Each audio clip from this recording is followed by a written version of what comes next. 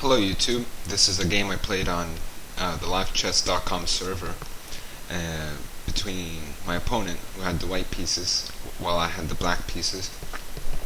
And this is the first chess video I'm recording. I have a little background here. I got into this game, I got into chess in October of 2012, and I'm posting this in June of 2013. And at first I didn't really take this game really seriously, but after watching some YouTube channels like Chess Network and Chess Explained, they really helped my game, and I was able to not only raise my rating points, which is really not that important, especially on the internet, but they really were able to help me with my tactical ability and whatnot. So let's get on. Also, a side note before we continue,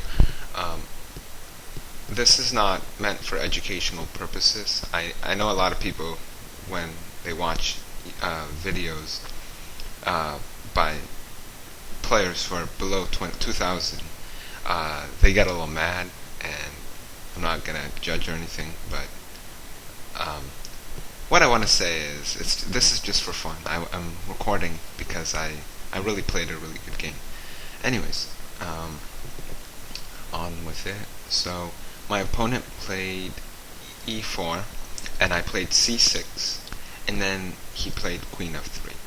And right here, we can actually stop and talk a little bit. Caro-kann, my favorite opening. It's almost like a French defense, except the bishop comes out eventually out of the pawn chain. Really sound, and this is the defense that I use against e4 always. If it's not e5, it's always c6. And here I universally see d4, sometimes c4, knight f3, and in bullet, I've seen this in bullet, knight c3. Maybe they thought I was going to play e5 and they wanted to play the Vienna.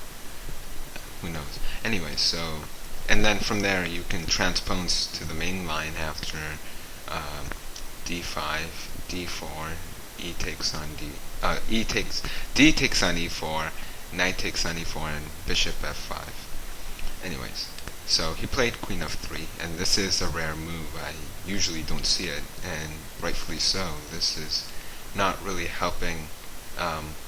After all, you're not really supposed to be developing your queen that early in the game. I played d5. I don't know, maybe he could have played e5 followed by, what do you call it, d4, maybe.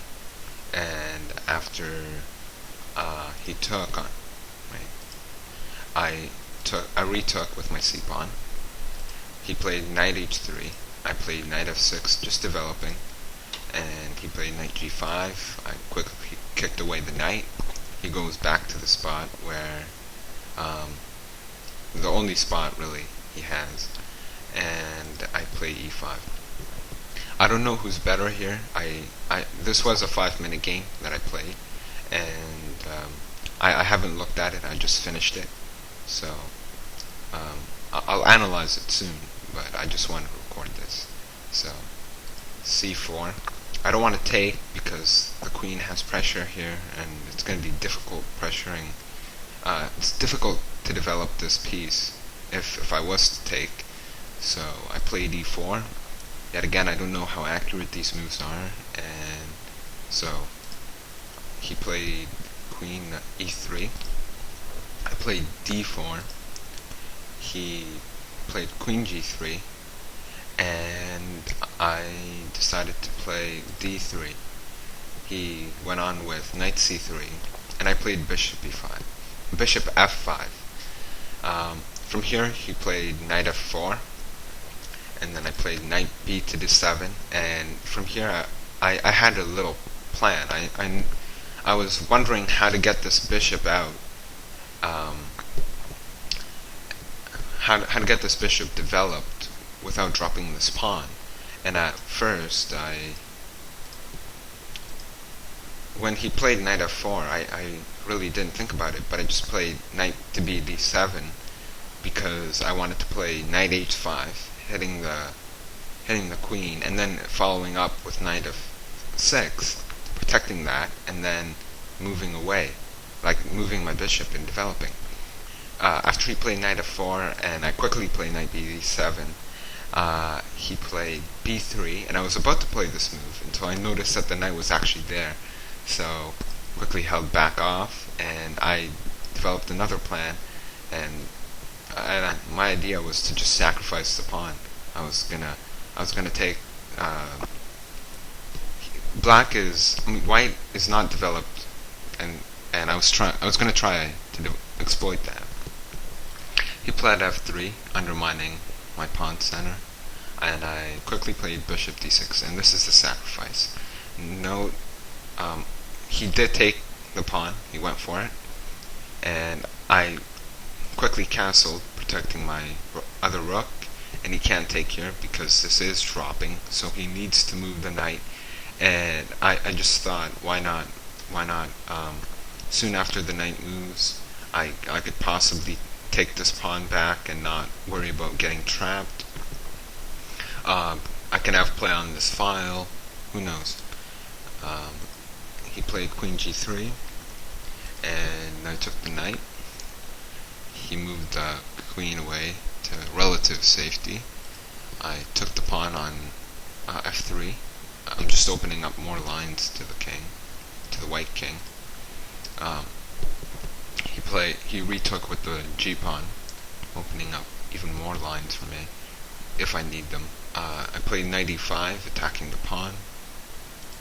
Bishop g2 to defend and develop, although castling on this side is not recommended with all the play I could get with the rooks on the g-file, and plus the fact that all my minor pieces, which I have all of them, are pointed at this side almost, and plus the fact, and he can't really go to the queen side because of the weak light squares, so I don't know what plan he has, and he can't keep the king in the center. Maybe if he'd retaken the pawn with the queen, maybe, but now I have a lot of play on this file. So I played rook h to e8. He took on a7, assuming that he knew that I could take this with check, or move my knight over here, discovered attack. I think the best continuation for him is to just move this king, where I would then have to come over here and play on the g file.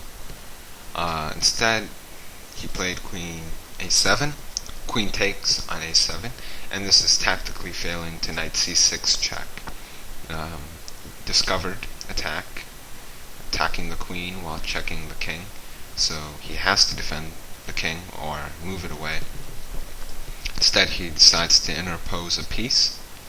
I take with my bishop, he retakes with the pawn, and I play knight d4. And note there's a pin, so he can't take, and I'm intending this fork, which I hoped would be decisive enough for him to resign. He played knight b5, attacking my queen. I really didn't want any complications, so I just retook, and then I played d2 check. Bishop takes d2, and rook takes d2, and I knew this. I was gonna regain that bishop, because this is really badly placed. King takes on d2, queen c2 check, rook e3 check, rook takes on e3 check, king f1, and at this point, when I took the pawn, I really didn't care about the bishop anymore. I was going after the king, and bishop d3, the king moves over to g1. I played bishop e2. He plays bishop h3 check.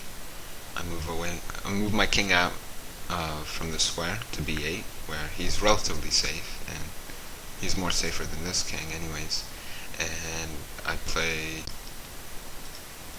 Sorry about that.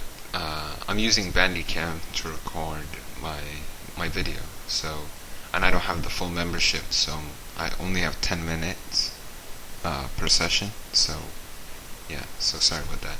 I was only intending for it to be 10 minutes. Anyways, yeah. So where was I? So so I moved my king away. He played king g2. I took with my rook, and now there's a definite mate threat on this file. Sorry. He played this move, rook a to c1. I played queen takes on, queen g6 check. This is almost mate. He can interpose the piece, and that's what he did. And I took, and this is checkmate. So yeah, the game finished at this point with me having 1 minute and 3 seconds left, and my opponent 2 minutes 50 seconds left out of the 5 minutes that we were both given. Thank you for viewing this game. Feedback would be heavily appreciated, and rate and subscribe. Thank you.